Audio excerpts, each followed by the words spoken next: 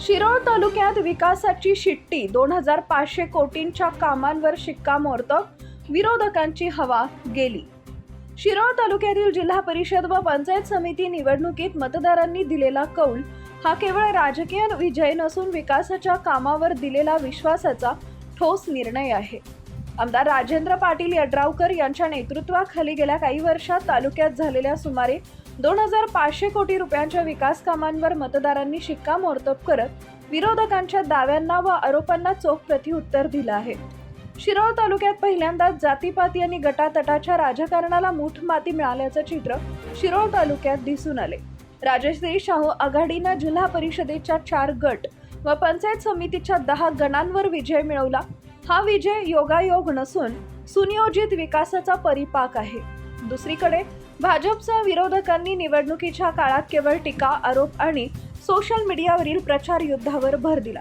मात्र मतदारांनी प्रत्यक्ष कामांची तुलना करत विरोधकांची हवा काढून टाकली।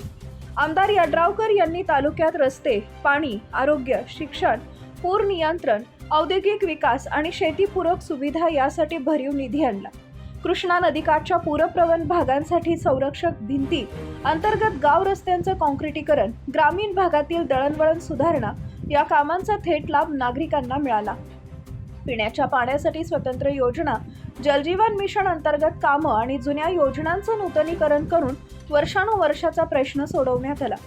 विरोधकांनी फक्त जाहिरातबाजी असा आरोप केला, मात्र आरोग्य केंद्रांचं बळकटीकरण, ग्रामीण रुग्णालयांचे अद्ययावतीकरण, शाळा महाविद्यालयांसाठी सुविधा, क्रीडांगणे व वसतिगृह ही कामं प्रत्यक्षात दिसत असल्यानं हे आरोप मतदारांनी साफ फेटाळले। रोजगार निर्मिती, औद्योगिक वसाहतींसाठी पूरक पायाभूत सुविधा आणि शेतीला जोडधंद्यांना चालना देणाऱ्या योजनांमुळे तालुक्याचा आर्थिक चेहरा मोहरा बदलत आहे। दरम्यान काँग्रेस, स्वाभिमानी आणि उभाटा शिवसेनेच्या वतीनं सर्व जागेंवर उमेदवार उभे करून निवडणूक लढवली।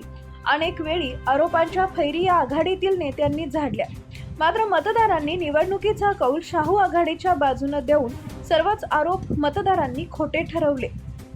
निवडणुकीदरम्यान भाजपच्या काही दिग्गजांनी वेगळी चूल मांडत स्वतंत्र उमेदवार उभे केले, मात्र एक संघ नेतृत्वाचा अभाव, अंतर्गत गटबाजी आणि विकासाचा ठोस अजेंडा नसल्यानं भाजपचा गट निवडणुकीतील स्ट्राईक रेट यावेळी घसरला। आलासमध्ये मिळालेला यश वगळता भाजपला अपेक्षित कामगिरी करता आली नाही, त्यामुळेच भाजप नेतृत्वाला आत्मचिंतन करण्याची वेळ आली आहे। आमदार यड्रावकर यांनी विकासाची मोठ अखंड ठेवली। आरोप प्रत्यारोपांच्या राजकारणाला न थांबता त्यांनी कामाच्या जोरावर उत्तर दिलं। एकूणच शिरोळ तालुक्यातील मतदारांनी विरोधकांच्या टीकेला विकासानं प्रत्युत्तर देत आमदार राजेंद्र पाटील यड्रावकर यांना पुन्हा एकदा विश्वासाचा कौल दिलाय।